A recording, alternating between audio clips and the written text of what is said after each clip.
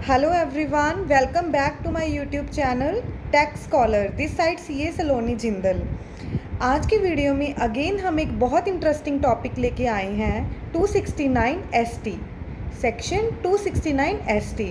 मैं अपनी हर वीडियो में दोस्तों बहुत कोशिश करती हूँ कि आपको कुछ ऐसे टॉपिक से रूबरू करवाऊँ जो रूटीन लाइफ में यूज़ होते हैं। तो आज भी एक ऐसा ही टॉपिक मैं कवर करने जा रही हूँ जो कि है इनकम टैक्स में अंडर सेक्शन 269 ST। ये कैश रिसीप्ट के ऊपर बात करता है। तो आज की वीडियो में हम बात करेंगे कैश रिसीप्ट के ऊपर। कितनी कैश रिसीप्ट आप ले सकते हैं, क्या उसकी लिमिट है और क्या क्या सिचुएशंस बनती हैं कैश रिसीप्ट की। अगर आप उसकी लिमिट से ज़्यादा कैश लेते हैं तो क्या उसके ऊपर पेनल्टी लग सकती है। तो let's start today's video. 269 ST कहता है कि आप किसी से भी 2 लाख या 2 लाख से ऊपर की कैश रिसिप्ट नहीं ले सकते और इसके लिए अलग अलग 3 सिचुएशंस दी हुई हैं। तो पहली सिचुएशन कहती है कि आप किसी भी एक पर्सन से एक दिन में 2 लाख या 2 लाख से ऊपर कैश नहीं ले सकते। इसमें क्या कवर किया गया है, एक पर्सन, एक बंदा, एक बंदे से एक दिन में 2 लाख या 2 लाख से ऊपर दोनों कवर कर रहे हैं। 2 लाख भी कवर हो रहा है। 2 लाख या 2 लाख से ऊपर एक पर्सन से एक दिन में कैश रिसीप्ट नहीं लेनी है। अगर आप 2 लाख या 2 लाख से ऊपर एक बंदे से एक दिन में कैश रिसीप्ट ले रहे हैं तो उसमें फिर 269 ST का वायलेशन हो जाएगा, उसमें वो कवर हो जाएगी और आपके ऊपर पेनल्टी लगा दी जाएगी। अब बात करते हैं सेकंड सिचुएशंस की। सेकंड सिचुएशन कहती है in respect of a single transaction. आपने कोई कैश रिसीप्ट ले ली सिंगल ट्रांजैक्शन के ऊपर। अब ये सिंगल ट्रांजैक्शन क्या है? सिंगल ट्रांजैक्शन फॉर एग्जांपल आपने एक ज्वेलरी का सेल बिल काटा है, ज्वेलरी खरीदी किसी ने आपसे और 10 लाख का आपने बिल काट दिया। अब वो सिंगल ट्रांजैक्शन क्या हुई, वो एक सेल का बिल, ज्वेलरी की सेल का बिल। अब उसकी आपको पेमेंट 20,000, 50,000, 80,000, 1 लाख ऐसे करके आ रही है अलग अलग दिन पे। पेमेंट ऑल्दो अलग अलग दिन पे आ रही है, 2 लाख से नीचे आ रही है, तो वो फर्स्ट पॉइंट में कवर नहीं होगी, वो यहाँ पे कवर होगी सिंगल ट्रांजैक्शन में। पर वो जो पेमेंट आ रही है वो एक ही बिल के अगेंस्ट आ रही है, इसलिए उन सबको एग्रीगेट कर दिया जाएगा।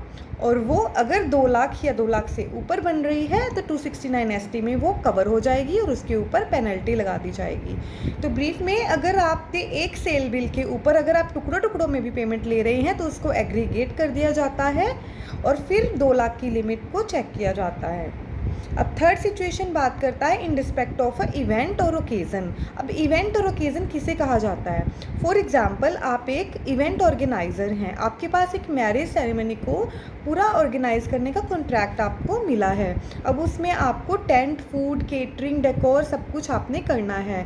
तो अब आपको उसके रिस्पेक्ट में पेमेंट्स आ रही हैं, फूड के लिए, केटरिंग के लिए, डेकोर के लिए, सबकी पेमेंट्स आ रही हैं। तो उन सब पेमेंट्स को भी एक क्यूमुलेट कर दिया जाएगा, एग्रीगेट कर दिया जाएगा और फिर वो लिमिट चेक की जाएगी। अब यहाँ पे इवेंट और ओकेज़न क्या है? वो मैरिज का कॉन्ट्रैक्ट, मैरिज एक इवेंट है।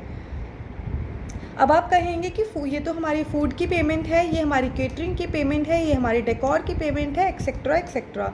बट ऐसा नहीं है, क्योंकि वो एक सिंगल इवेंट के थ्रू आ रही हैं तो उन सबको एग्रीगेट कर दिया जाएगा। और अगर वो 2 लाख या 2 लाख से ऊपर बन रही है तो आपको 269 ST में वो कवर होंगी और उसके ऊपर पेनल्टी लगा दी जाएगी। ये तीनों सिचुएशंस हैं। एक पर्सन से एक दिन में 2 लाख या 2 लाख से ऊपर कैश नहीं लेना है। सिंगल ट्रांजैक्शन यानी कि एक सेल बिल के ऊपर अगर टुकड़ों में पेमेंट आ रही है और वो 2 लाख या 2 लाख से ऊपर बन रही है तो उन सबको एग्रीगेट करके देखा जाता है, लिमिट चेक की जाती है। ऊपर बन रही है तो 269 ST में आप कवर हो रहे हैं। और थर्ड है इवेंट। इवेंट है मैरिज का फंक्शन, आप एक इवेंट ऑर्गेनाइज़र हैं, आपको कुछ चीज़ों की पेमेंट आ रही है इकट्ठी, तो उन सबको भी एग्रीगेट करके देखा जाता है, अलग अलग नहीं माना जाता। अब अगर आप कैश रिसीट 2 लाख या 2 लाख से ऊपर ले लेते हैं तो उसके ऊपर क्या पेनल्टी चार्ज की जाती है?